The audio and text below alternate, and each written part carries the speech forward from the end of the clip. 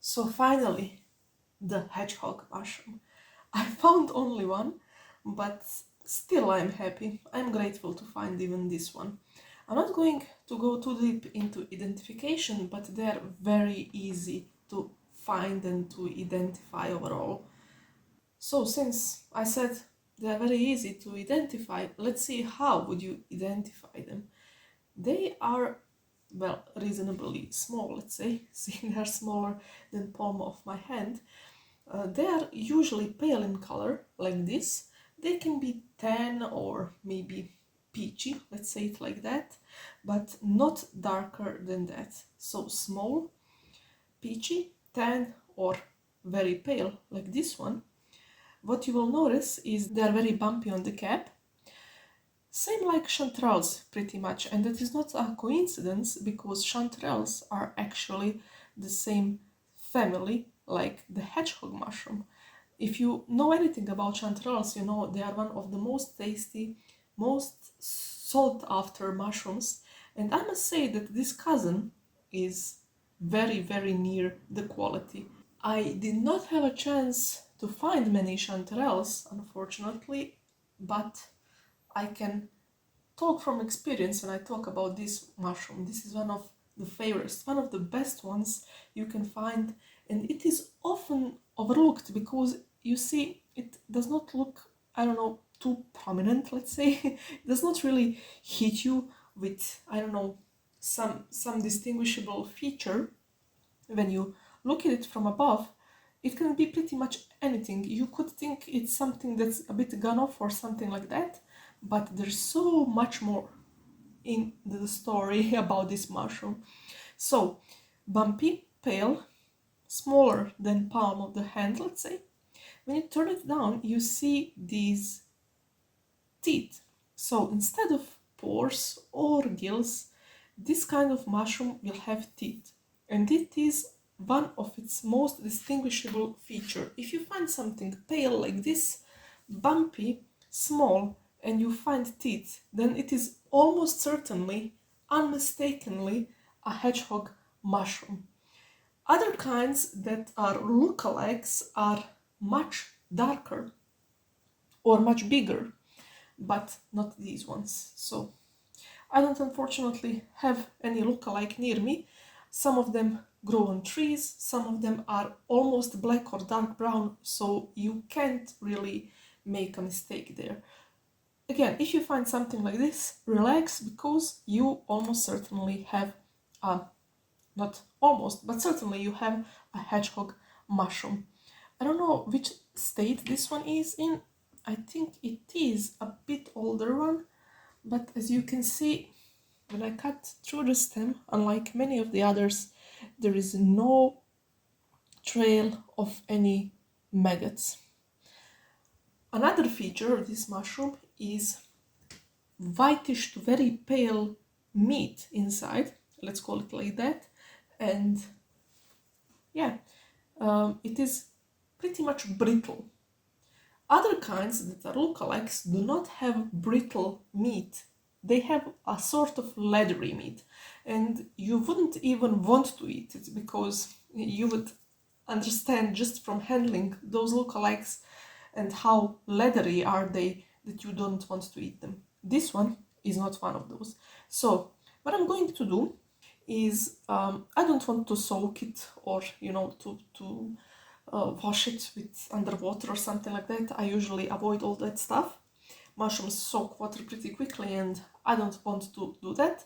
If I end up eating just tiny bit of dust, it won't kill me, really. But if you prefer to do it other way, freely do so. I'm going to clean this up and then let's see how to prepare it. Just one of the ways to prepare it, how I do it. Nothing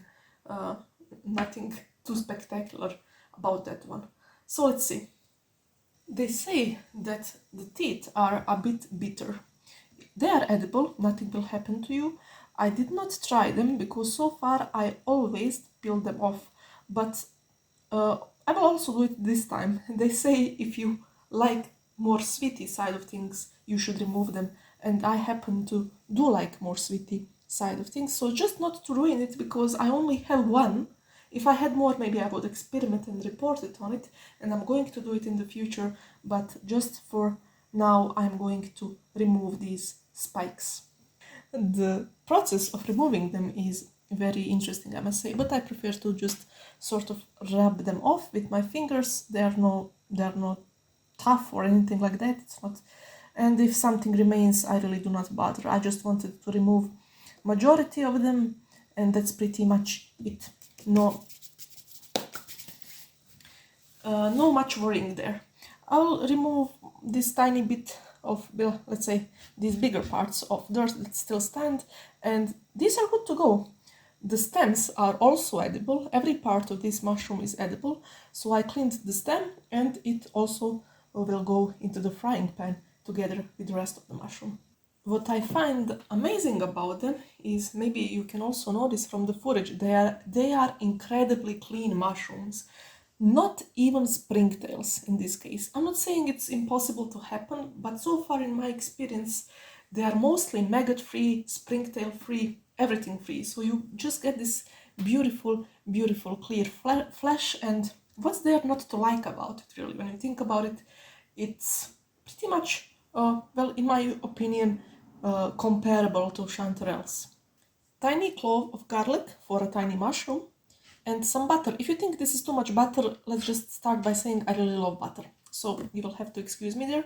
Less than this is also acceptable. I think I'm going to reuse this to fry something else in, just to, keep the taste of this mushroom because I love it so much. And that's about it. I'm going to chop off this tiny garlic, tiny clove, and put the butter, put the clove, well, pieces of it, and soon enough I will be adding the mushroom inside. I'm just going to cut this in half for it to sort of, fry better. Everything here is about the same thickness because you see this bump over here. I think it will go on pretty nicely. Even if I eat it raw, nothing too bad will happen to me unless there's some unlucky parasite in that pieces of earth I brushed off. But that would be extremely unlucky and unlikely both at the same time. So let's go.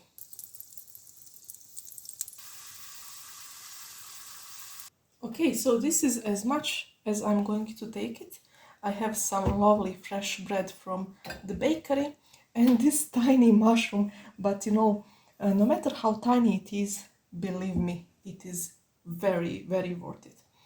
I'm going to maybe, take the bread and use the rest of the things to use all the flavor. There's some garlic left together with a little bit of olive oil and all that butter. So this will be a nice energy before I start cooking the other things. I'm very happy. I'm not going to eat this and report on it because I can already report it. If something changes, I will record that, but I am sure that I'm going to enjoy this. I think it was on the low heat for I have a gas stove, so gas stove and low heat. Gas tends to be very aggressive, so I needed to take care that garlic does not burn and stuff. But overall it was less than 10 minutes, maybe 7-ish, 8 minutes of frying, and I'm going to enjoy this now. So yeah, if you come by, if you're into mushroom picking and you notice this not really distinguishably, I don't know, looking mushroom, I invite you to try it out. You already know some tips how to identify it. Always be sure, don't rely only on this video, have an expert, consult some book or some other, of course, source. But overall, it's very hard to make mistake with this kind of mushroom, and that is one of the other things that makes it so perfect. So good luck. Not to me, to you, if you are trying to find it.